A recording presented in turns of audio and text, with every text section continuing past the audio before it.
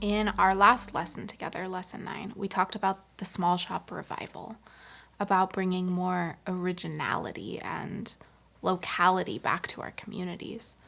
And the goal of the small shop revival, the goal of this entire class for that matter, is to build a beautiful brand, a brand that is impactful and memorable.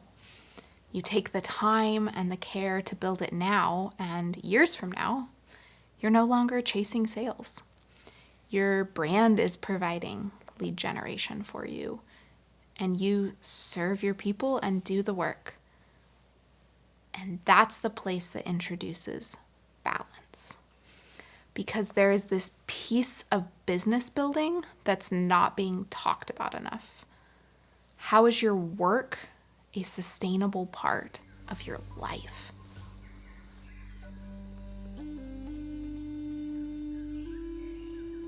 Mental health awareness, meditation, yoga, these things have all boomed in the last few years, which of course is a very good thing. But it's almost as if we're being pulled in two directions. On the work side, we still glorify working really long hours, being the proverbial entrepreneur, taking wild risks, never backing down. And then there's this whole other side now, which we're talking about how our stress is killing us, which of course it is, and how we need to relax, do yoga, prioritize sleep, drink enough water, meditate, and don't forget nature therapy. How are we supposed to navigate this? Work a ton, but make it seem effortless. Be healthy and present and never complain, but also wear your busyness as a badge of honor. Walking the tightrope between these worlds feels like it's only making us more stressed. When you pull something in opposite directions, what happens? It's like we're Stretch Armstrong, except we're not made to be pulled in two different directions. It's not good. And I think a really useful place to start to not just complain about this, but to try to improve our lives is by just knowing yourself, shedding the expectations of others as best you can, and building your own success list. What makes you feel happy, fulfilled, energized? What's the best part of your day? Take the time to really think about this, reflect on it, journal about it. Digging down to your own success list becomes this one-of-a-kind compass.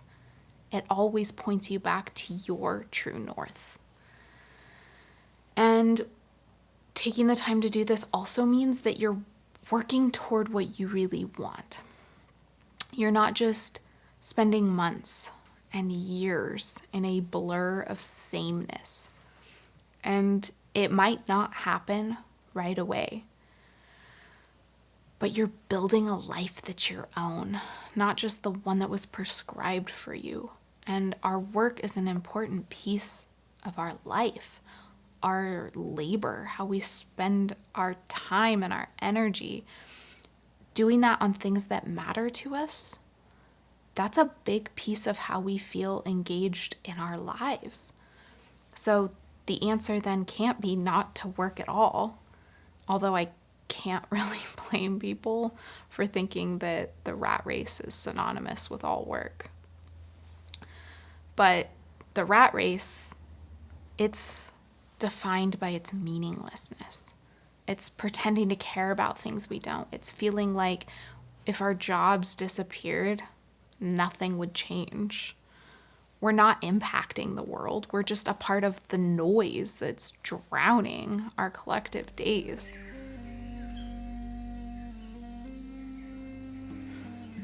So yes, the goal is to cultivate work that is meaningful to you. So you feel like you're growing as a person. You're contributing to things that you care about.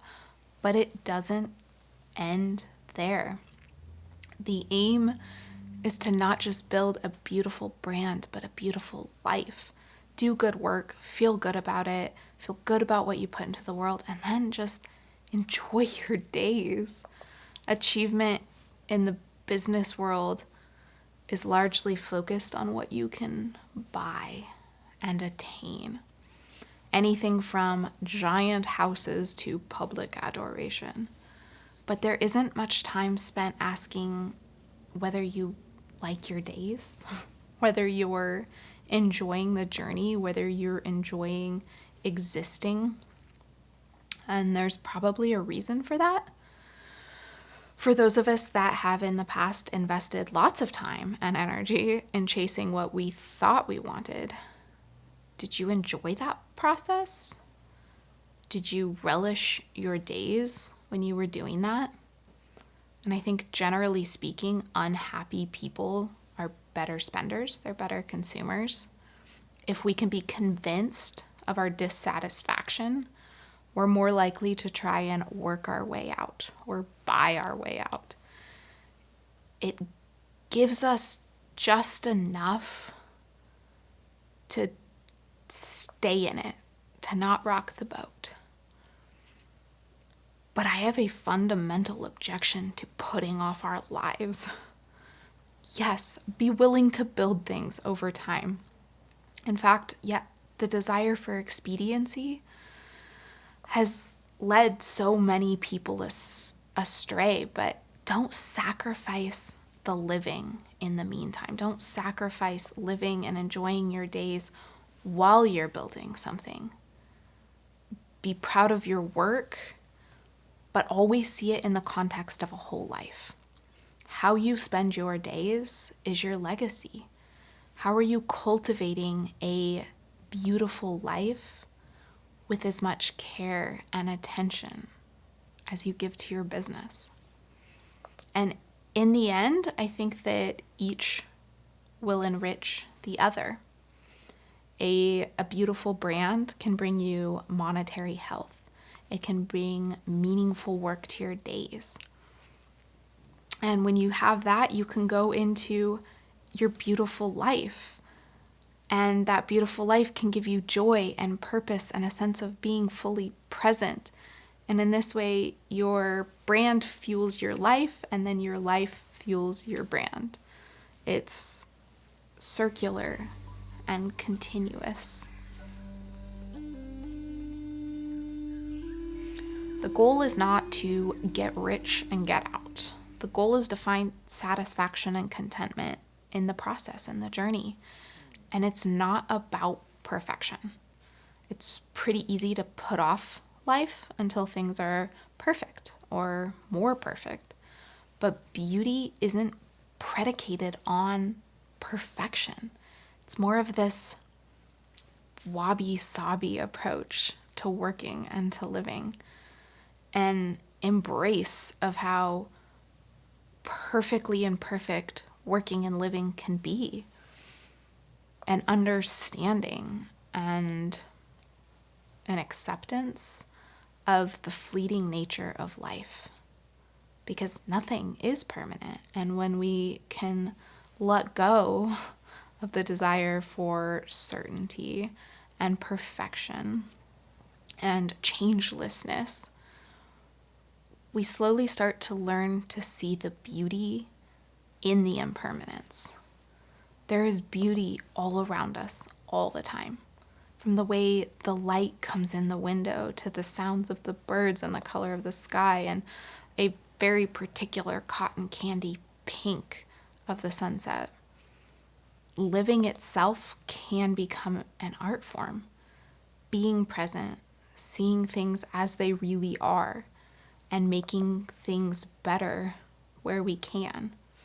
It's not about perfection, it's about depth of experience. This desire for experience changes how we live our lives and reframes the purpose of our work. We want to experience for ourselves, and we want to create this experience for other people. As Emily Dickinson wrote, "Forever is composed of nows." How you live your days is how you live your life. It's not just about results and outcomes and shiny headlines that we share with others. How you work each day is a big piece of the story of your life. Is it rinse and repeat, or is it meaningful in all of its wabi-sabi glory?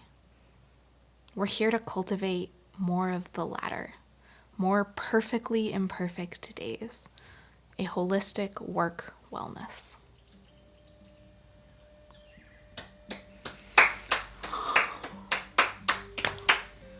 And cut.